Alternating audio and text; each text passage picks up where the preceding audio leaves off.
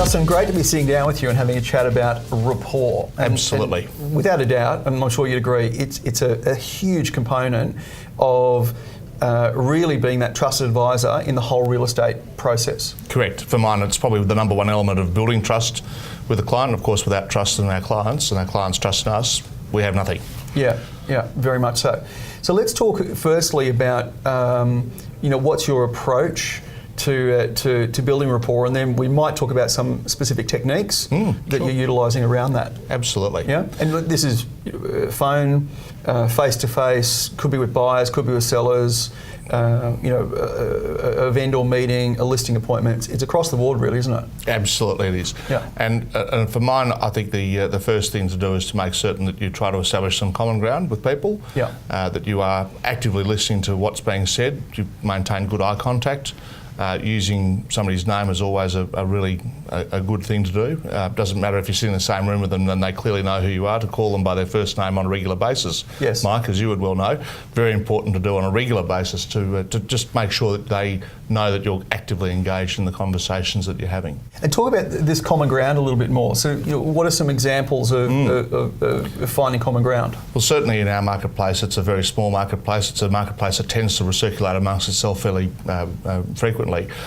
So it's almost always going to be the case that we know some mutual friends, clients, colleagues, family members, people that we've done business with before. It might be that we have kids of the same age, going to the same school, live in the same area, holiday in the same area, have similar pastimes and interests. And so a little bit of exploring around that just before getting into business is quite often a good thing. For some people, 5 or 10 minutes of that is going to be way too much. For other people, half an hour of it's not going to be nearly enough. And so it's a matter of mirroring, I guess, in with the client around their comfort level on that. Some people will go on all day and that's fine. Others will want to cut that pretty short and get straight to business. That also is fine. Yeah. So it's really choosing your mark with that, well and truly. So do you typically do a Google search on the person you're meeting with before you go out and meet with them? Yeah, if it's something I don't know, I'll very often do that. If it's somebody who appears to be an incredibly low-key sort of a person, maybe somebody that's been at the same home for the last 40 years, somebody who's been in retirement for 20 years and is a very low-profile sort of person, I may not worry. But if it's somebody that has a decent sort of a business background or business feel about them, then definitely I'll do my level best to establish who they are, especially if they're coming to me somewhat out of the blue and unknown. Yes. And as it extends to buyers, all the more so, because quite often I'd like to find out a bit more about who a buyer is, what they're doing in our marketplace, how able they are to act at an upper end price point if we're dealing with a higher level property.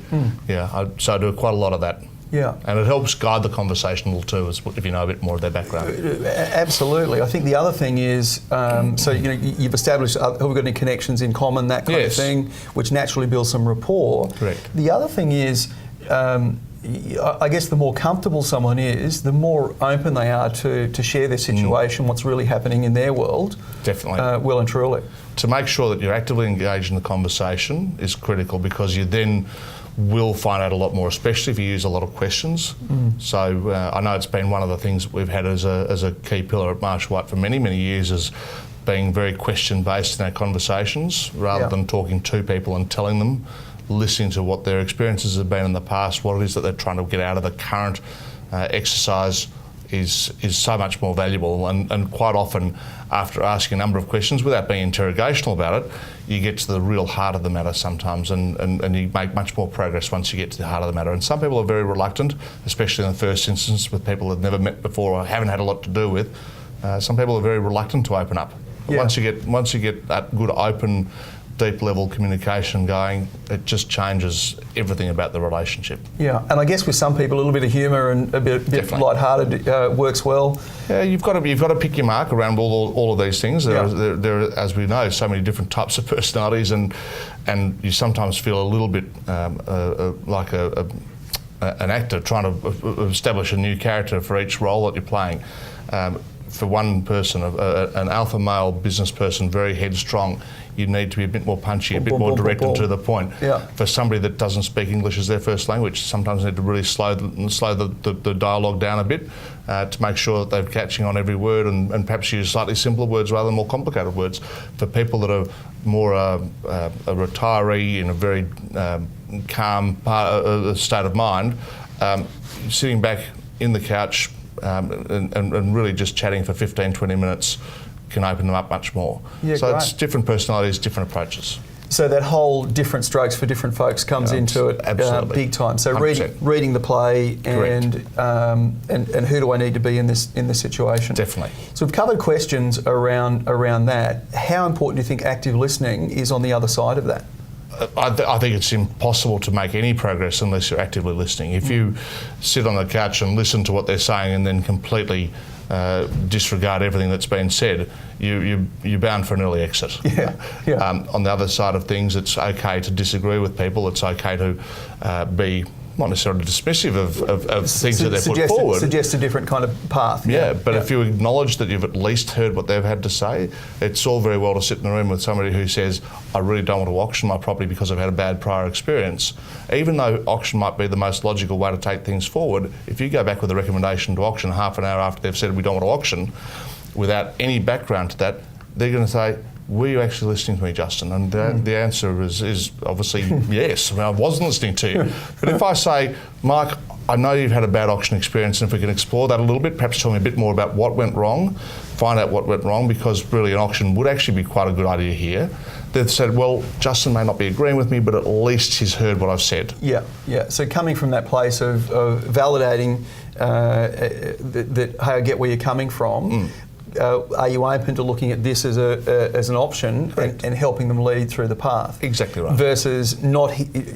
Well, in fact, if you don't even say, I heard what you're saying here, they will automatically discount this strategy. That's right, they will. But the pathway is really important there. Yeah, so quite often at the end of a brief intro, I might just say, look, let me recap what I've heard you say over the last 5 minutes or so. Yes. And repeat back to them and say, these are the things that you've said are important to you, these are the things you want, these are the things you don't want. Is that about right? Anything else? And that itself confirms that you've been listening carefully all the way through. You get a huge gold star, well and truly, because it's brilliant with that. So any other additional tips from a rapport point of view you'd like to cover off on? Look, I think there's a great deal of emphasis I place personally in my own business on the importance of expertise in an area. I think if you go and sit down in front of a client, and I'm talking perhaps more on the vendor side than the buyer side, and you listing appointment, do you think? Yeah, listing appointment, and you demonstrate that you are an area expert or a type of property expert, the vendors are more likely to engage with your conversation. Absolutely. If I'm selling a single-fronted cottage in Middle Park, but I'm really mostly doing sales in Toorak and South Yarra, the vendor is more likely not going to say, I don't even know what you're doing here. What can you possibly bring to the table? So if I am asked to do a single-fronted home in Albert Park or Middle Park as an appraisal, I'm not going there on my own. I'm taking somebody from our Albert Park office that has sold a number of single-fronted cottages in that area, because I know that even though I may not have the value to add, that my colleague from the Albert Park office will. Yes. And that alone will get us on the right path. Yeah, great. Vendors engaged in the conversation. It also means that the case studies that you're sharing will have a level of relevance with that. Absolutely. We know the buyers, we know the marketplace. Here's one we sold recently, and here's how we went about it to achieve an outstanding result for the client. Give me half an hour, and I can become a relatively good authority on property prices and buyer activity in that marketplace, but nothing will replace having sold half a dozen of them in the last 6 months. Yeah, which I think is one of the great things about Marshall White, the level of expertise and sharing, and the number of deals that go across teams for that particular purpose. Correct. Such an important part of it. Absolutely. Hey, it's been awesome chatting with you about Rapport. Thank you so much. Oh, thank you, Mike. And adding this to the Marshall White way, helping your fellow colleagues become absolutely brilliant out there in the marketplace. Thank you very much. Thank you for your time. Thank you. Thank you indeed.